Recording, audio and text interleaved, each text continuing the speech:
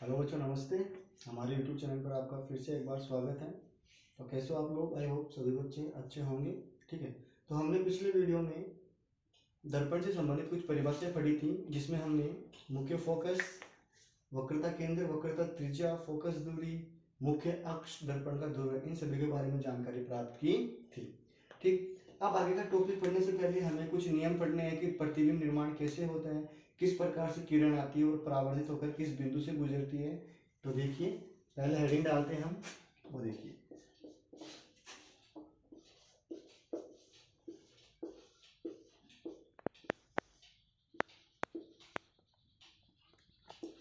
प्रतिबिंब निर्माण के नियम।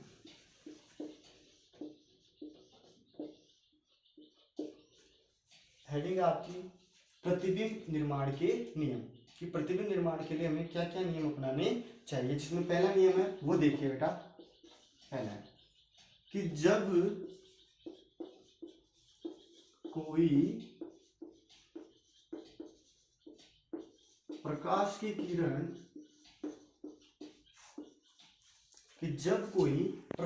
किरण,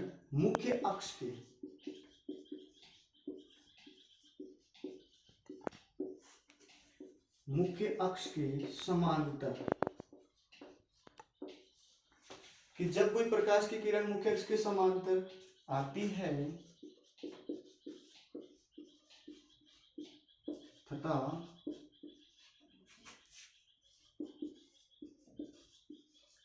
तथा गोलीय दर्पण पर आपतित होती है, वह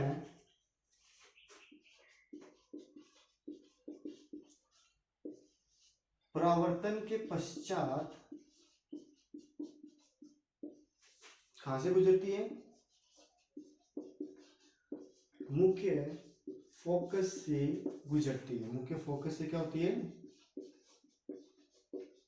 गुजरती है। ठीक है, फिर से देखिए एक बार, कि जब कोई प्रकाश की किरण या कोई किरण पुंज मुख्य अक्ष के समांतर आता है तो गोलीय दर्पण पर जब वो आपतित होती है किरण, ठीक है, तो परावर्तित होते समय वो क्या होती है? मुख्य फोकस से गुजरेगी। कहां से गुजरेगी? मुख्य फोकस से गुजरती है। कैसे, क्या? तो वो देखिएगा, ये ये हो गया अवतल दर्पण। कौन सा दर्पण हो गया बेटा? अवतल दर्पण हो गया। ठीक है, अवतल दर्पण में बात करें तो परिभाषा के रिगार्डिंग अपन चलते, तो इसकी क्या हो गई? मुख्य अक्ष हो गई। क्या हो गई? मुख्य अक्ष हो गई। परावर्तक पृष्ठ के मध्य बिंदु को हमने क्या बोला था? दर्पण का ध्रुव बोला था। और इस दर्पण को जिस गोलीय दर्पण का कटा हुआ भाग मानते हैं, उसका जो केंद्र होता है वही क्या होता है? वक्रता केंद्र होता है। क्या होता है? वक्रता केंद्र होता है। ठीक है, अब देखो कैसा क्या है, तो देखो कि जब कोई प्रकाश की किरण आई, ये देखो प्रकाश की किरण आ रही है, ठीक है, कि जब कोई प्रकाश की किरण मुख्य अक्ष, ये क्या है बेटा? आपकी मुख्य अक्ष है। ठीक है, तो देखो क्या है कि जब कोई प्रकाश की किरण मुख्य अक्ष के समांतर आती है, कि जब कोई प्रकाश की किरण मुख्य अक्ष के समांतर आती है तो दर्पण पर आपतित, देखो यहाँ पे क्या हो रही है? आपतित हो रही है। कि दर्पण पर जो किरण गिरती है उसे क्या बोलते हैं? आपतित किरण। और जब दर्पण से टकराकर पुनः जो किरण जाती है उसे क्या बोलते हैं? परावर्तित किरण कहते हैं। ये हमने पिछले वीडियो में जानकारी प्राप्त कर ली थी। ठीक है, कि जब मुख्य अक्ष के समांतर प्रकाश की किरण आती है, ठीक है, तो परावर्तन के पश्चात यह मुख्य फोकस से गुजरती है। कहां से गुजरती है बेटा? मुख्य फोकस से गुजरती है। कहां से गुजरेगी? मुख्य फोकस से गुजरती है। क्लियर? ठीक है, क्या है कि जब कोई प्रकाश की किरण मुख्य अक्ष के समांतर आती है तो परावर्तन के पश्चात कहां से गुजरेगी? मुख्य फोकस से गुजरती है। कहां से गुजरती है? मुख्य फोकस से गुजरती है। यहाँ पे आपका एक नियम क्या होता है? कंप्लीट होता है। कैसे, क्या? फिर से देखिए एक बार, कि जब कोई प्रकाश की किरण मुख्य अक्ष के समांतर आती है तो दर्पण से टकराकर या परावर्तित होकर मुख्य फोकस से क्या होती है? गुजरती है, या गुजरती हुई क्या होती है? प्रतीत होती है। ठीक है, आगे अपन दूसरे नियम पढ़ते हैं, वो क्या बोल रहा है, तो देखिए,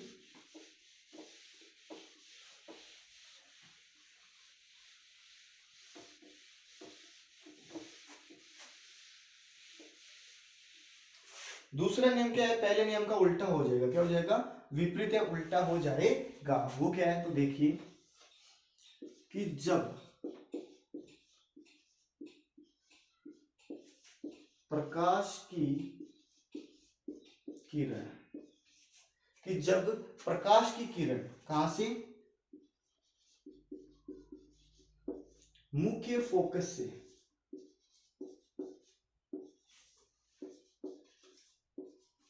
कि जब कोई प्रकाश की किरण मुख्य फोकस से गुजरती है, कि जब कोई प्रकाश की किरण मुख्य फोकस से गुजरती है, ठीक है, गुजरती हुई गोले दर्पण पर क्या होती है, आपतित होती है,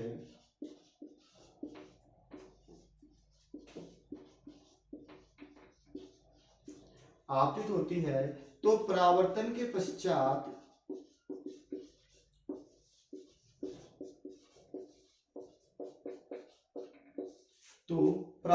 पश्चात यह क्या होती है, मुख्य अक्ष के क्या हो जाती है, समांतर हो जाती है, क्या हो जाती है, मुख्य अक्ष के समांतर हो जाती है।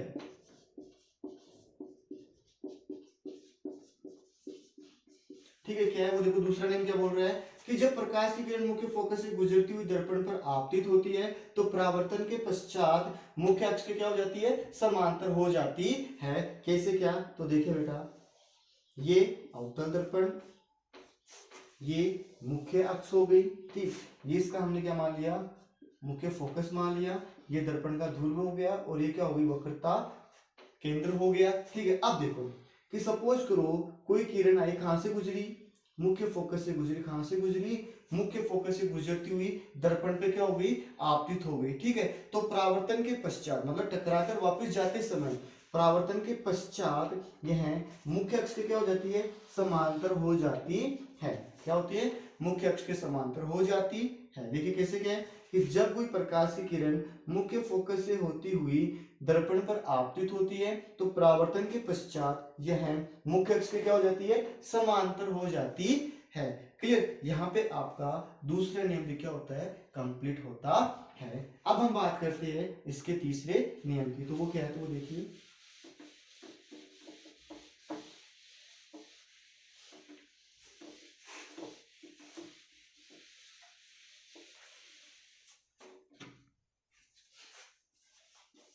तीसरा नियम क्या है, वो देखिए कि जब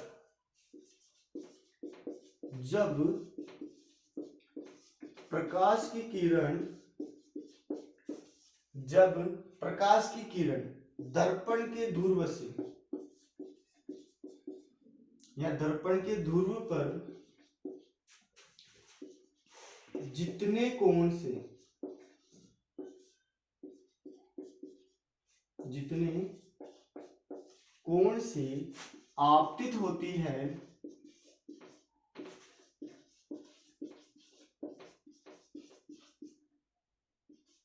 कि जब कोई प्रकाश की किरण दर्पण के ध्रुव पर जितने कोण से आपतित होती है, जितने कोण से क्या होती है, आपतित होती है, उतने ही कोण से क्या हो जाती है, दर्पण से टकराकर उतने ही कोण से, दर्पण से टकराकर क्या हो जाती है, परावर्तित हो जाती है। क्या हो जाती है बेटा, परावर्तित हो जाती है।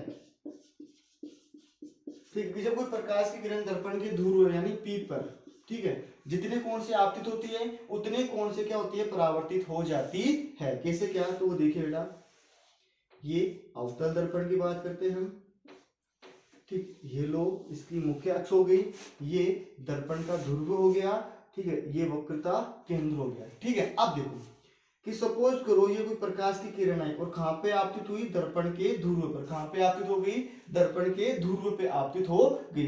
तो सपोज करो इसने कितने डिग्री का कोण बनाया, मुख्य अक्ष के सापेक्ष 30 डिग्री का, कितने डिग्री का, 30 डिग्री का। तो टकराने के पश्चात यह उतने कोण से क्या होती है बेटा, परावर्तित हो जाती है। उतने कोण से क्या होती है बेटा, परावर्तित, अर्थात कितने डिग्री का कोण बनेगा, 30 डिग्री का कोण बनता है। और बेसिक साइज के बारे में हमने पढ़ा था, क्या, कौन से में, कि आपतन कोण और परावर्तन कोण का मान क्या होता है, बराबर होता है। अर्थात ये देखो मुख्य अक्ष या विलंब मानो इसको अगर देखा जाए तो, और ये आपतित किरण होगी तो इसके मध्य 30 डिग्री का कोण था, तो अब विलंब इसको माना तो ये परावर्तित किरण हो गई, तो इसके मध्य भी कितने डिग्री का कोण बना, 30 डिग्री का कोण बनता है। तो तीसरा नियम क्या बोलता है वो देखो, कि जब प्रकाश की किरण दर्पण के ध्रुव P से होकर गुजरती है, या जितने कोण से इस दर्पण के ध्रुव पे आपतित होती है उतने कोण से क्या हो जाती है, परावर्तित हो जाती है। ठीक है, अगला जो रूल है वो देखिए क्या है,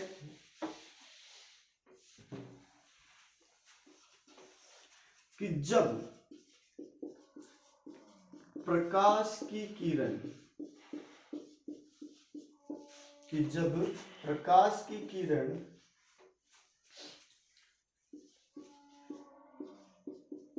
वक्रता केंद्र अर्थात C से, कि जब कोई प्रकाश की किरण है, जब प्रकाश की किरण वक्रता केंद्र C से होकर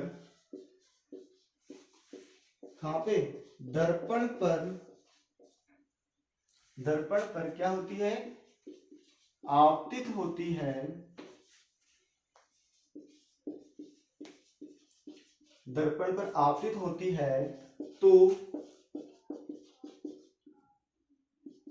परावर्तन के समय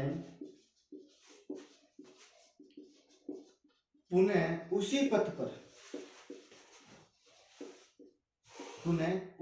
पर क्या होती है, परावर्तित हो जाती है, पुनः उसी पथ पर परावर्तित या क्या बोलते हो, लौट जाती है। कैसा क्या देखो, कि जब कोई प्रकाश की किरण वक्रता केंद्र से होकर दर्पण पर आपतित होती है तो पुनः उसी पथ पर, जिस पथ से वो आई थी उसी पथ पे क्या होती है, लौट जाती है या परावर्तित हो जाती है। कैसे क्या, तो वो देखिए ये हमने बात की अवतल दर्पण की एक बार, ठीक है, तो ये इसकी मुख्य अक्ष हो गई, ये हमने क्या माना, इसका वक्रता केंद्र माना। ठीक है, तो देखो कि यहां से कोई प्रकाश की किरण वक्रता केंद्र से होकर गुजरी, तो यहाँ पे प्रकाश की किरण क्या हो गई, वक्रता केंद्र से होकर गुजर रही है। अब जैसे दर्पण से टकराई है, दर्पण पर आपतित हुई, तो पुनः उसी दिशा में क्या होती है, लौट जाती है। ये इसका क्या होता है, फोर्थ रूल होता है। कैसा क्या है वो देखिए एक बार फिर से, कि जब प्रकाश की किरण वक्रता केंद्र से होकर दर्पण पर आपतित होती है तो टकराकर या परावर्तित होकर पुनः वक्रता केंद्र से ही क्या होती है, गुजर जाती है। यहाँ पे प्रतिबिंब निर्माण के आगे क्या होते हैं, नियम पूरे होते हैं। तो आज के लिए इतना ही। आई होप आप सभी बच्चों को समझ में आया। ठीक है, ओके बाय।